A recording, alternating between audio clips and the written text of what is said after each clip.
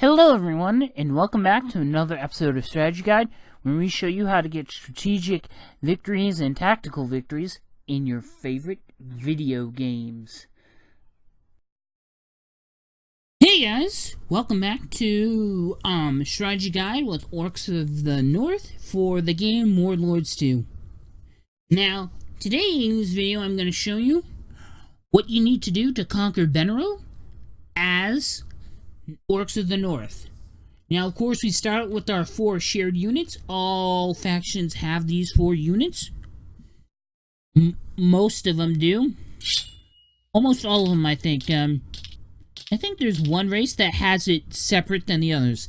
Okay, so first off, you want to get as many of these upgraded armor. Like I mentioned in the first strategy guide for Warlords, you want to challenge one, keep attacking one territory, and before you get surrender and keep doing that because it's going to be the easiest battle ever. Your first one, until you grind out money and get a bunch of it, and then you can use it. Now, of course, you want to get everything, but the only difference between the shared units that everyone else has is that this one has an extra upgrade of strength training, which gives it 20% more damage output. As you can see here, it does 20% more. Now, I've already mentioned in the previous videos what some of these specials do, but I'll quickly go over them. Spearman has a running charge, takes a little bit extra time if you want it to spawn in with it, and it does a little bit extra damage for the first strike. Swordsmen have shield advance, so they'll come out walking a little bit slower than normal, but they will have their shields raised, pretty much blocking all arrow-like projectiles at them. Now, note only melee units, and I will pretty much get the strength training. So that's the thing. So you really don't get a damage bonus if it's archer on archer when it comes to Orcs of the North. But what you do get is 40% more damage with Halberdiers, as they get a balanced blade, pretty much balanced. Halberdiers pretty much does 20%, and then another 20 from strength damage. Now, on top of that, you're gonna want to get some more units to start out with. Of course, we're gonna start out with the siege units, as I always get, and I recommend that you should get, is all of these siege units. Now, of course, I said siege units also get this ability, strength training.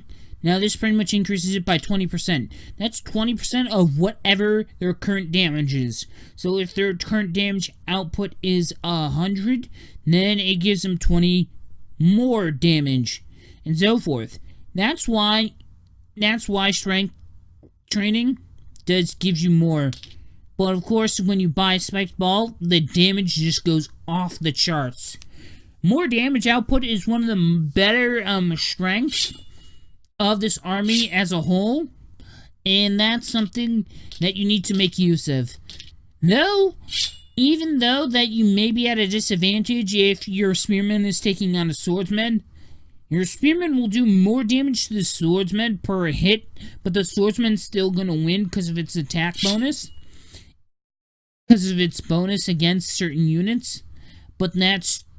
But it will make it easier for, say, the next spearman to take them on. So it prevents, like, a swordsman from taking out, like, 3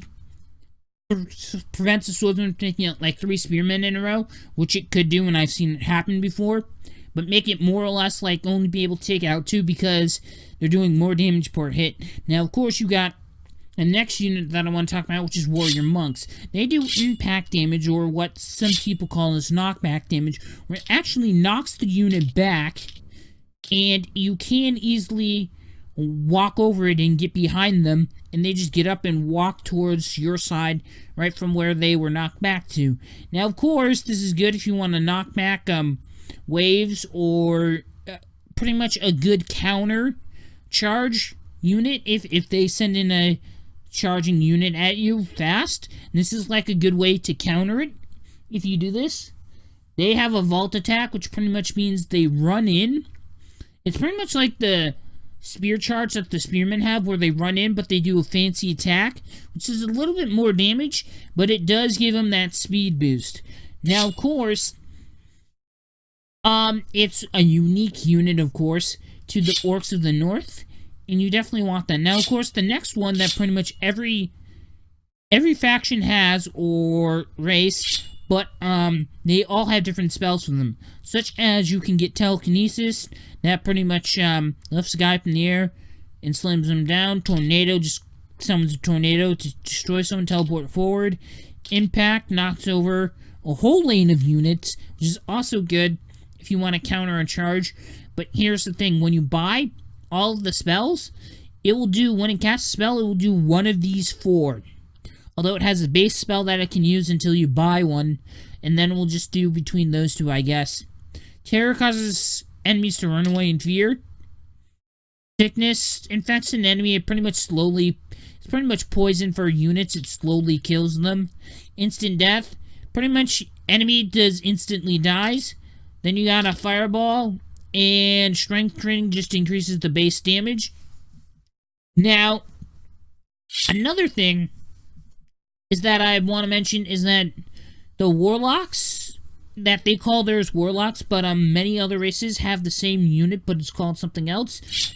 And I'm remembering that the demons have their own magic caster that only has like maybe 4 or 5 spells, and not as many as many of the other races do, but the spells that they do have are usually pretty powerful.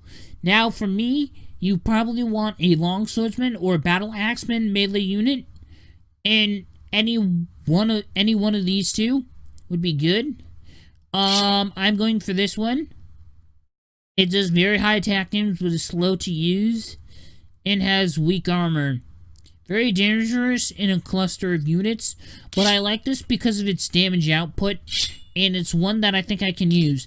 Now, on top of this, 20% of the damage increase from strength training makes it even more deadly in battle. Then you want a mounted unit. Hailbuilder or a mounted spearman. Mounted spearman has a smaller attack bonus, but against 2 enemies, while the mounted hailbuilder only has an attack bonus against 1 enemy, but it's 50%. I prefer this one, because it has an advantage against 2 different types of units. On top of that, the strength training is another bonus as well, and that's pretty much the bonus for all of them. Now I'm going to show you what we need to know for a field battle. So, one of the main things you need to know, they will do more damage, so spearman on spearman, spearmen will win or have a slight advantage. Now, of course, I summoned a ready charge by accident, of course, but I will show you here that even if I summon in a spearman on a swordsman has attack bonus on spearmen's, my spearman still dies, even though that has strength bonus and it had the spear charge. But you want to know what? If you look at this, it was able to finish it off, which means it weakens. It pretty much, the attack bonus pretty much weakens a unit so that it can't take out multiple of the same unit that has a bonus against. Pretty much is really what it does. And that's something you definitely need to be aware of when you are fighting these units. Although the High Owl's really main focus is offensive and defensive magic, in terms of like offensive attacking with magic, but protectiveness against it as well. Now, of course, I have a ladderman here. Good for siege battles. Don't even bother sending them out in a field battle. And definitely not catapults, as they do not take a lot of damage. And they're really only designed for siege battles. Unlike the battering ram that the men of the West have, which is a very good at taking on units up close and personal. When you have a thing ram you in the face and knock you backwards off the screen, you know you have a deadly weapon on your hands. Although Magic caster with the right spell could easily put a dent in this. Okay. So, I have my warrior monks here. I'm about to do a ready charge with them. But I want to remind you that they have a knockback ability. So what that means is they do a vault attack when they run. And even when they're not using their special vault attack, they will still just normally, their normal attacks will knock back people. But they knock them back so far that they can't run over them and get behind them. It pretty much makes it so that they have to fight the unit or keep knocking off the screen in order to get to their side. Although this could work if you put if you have them do their charge, then have another fast unit such as a spearman with their spear charge to follow right behind it. So knocks over the unit, that one runs over it, and the warrior monk keeps beating the unit while that one runs over to the other side and moves the bar at the top closer to your side of the screen to get victory. Now, of course, we are now going to do a siege battle on mountain trolls. I'm going to show you some of the things you need to know. First off, you just want to get some units in. The objective here is to do damage to the castle and get units in. So, they're putting units here. I could put units there to stop them, but no matter how many units they get in on our side, they can't undo the progress at the bar, at the victory bar at the top, which is only affected when we do damage to the castle or get a unit inside. As you can see here, this spearman is slowly moving in and onto our side. Didn't undo the progress that we already made.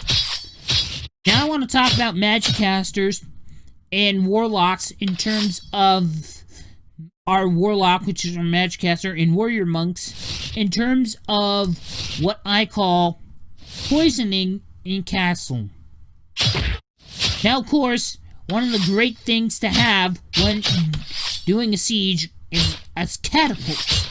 One that fires spike balls does very good damage.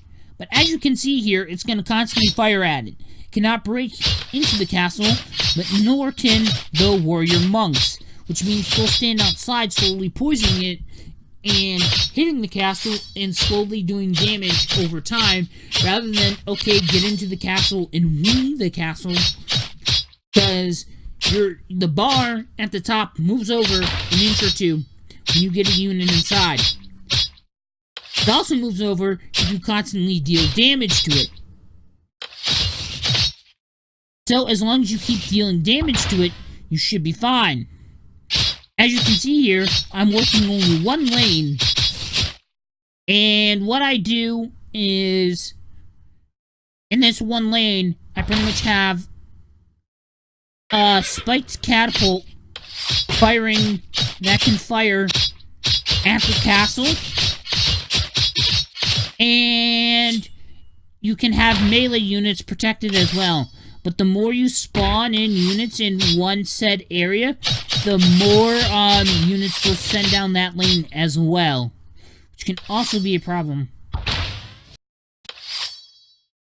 I guess a secondary ability of your warrior monks, I could also say, is that they have very good speed.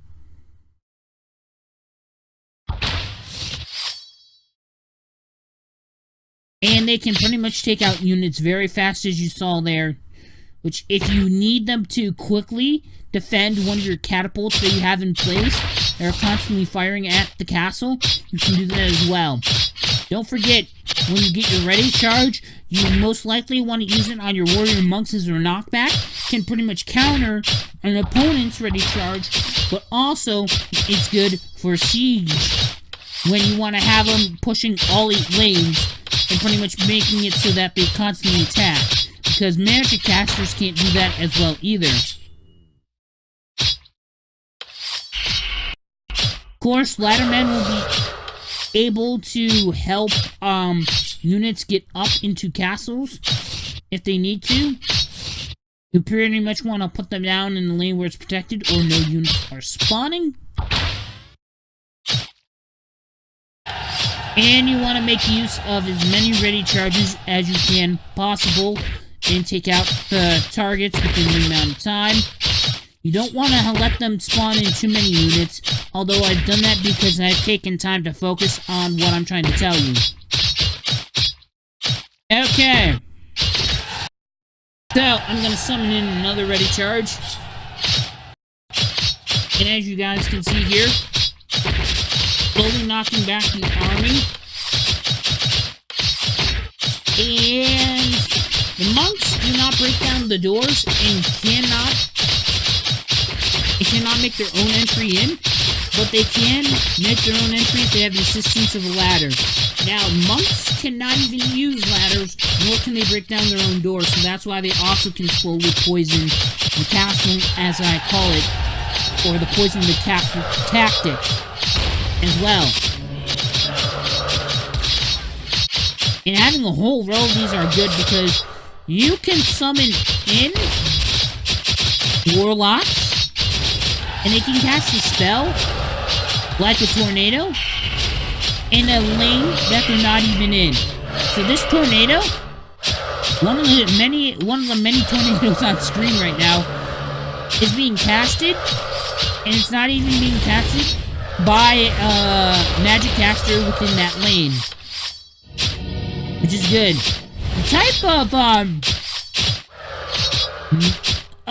spells that the magic casters use generally are to disorganize an army. So if they have a group together and they're bundled up, the magic caster is pretty much designed to disrupt this organization of a squad or an army that's approaching them as well. Now it's a bit down to the wire, but I think we're going to get a victory here. And for these guys, orcs of the north, you're really going to have to play the long game here and do this. Now for siege-wise, unlike the battering rams and the obelisks that I talked about when I did the strategy guides for the night elves and for the men in the west, you really need to protect them as they cannot take a lot of damage. Most of your units cannot take a lot of damage, but their main strength is giving them out. So, I'm gonna end this battle here, and also this video.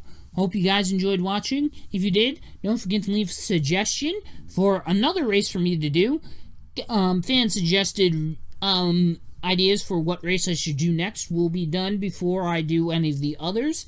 I'm planning to do all of them, but one will be done faster or first before any others if they are fan suggested, so don't forget to leave those in the comment section down below, and I will see you guys later in another video. Bye bye.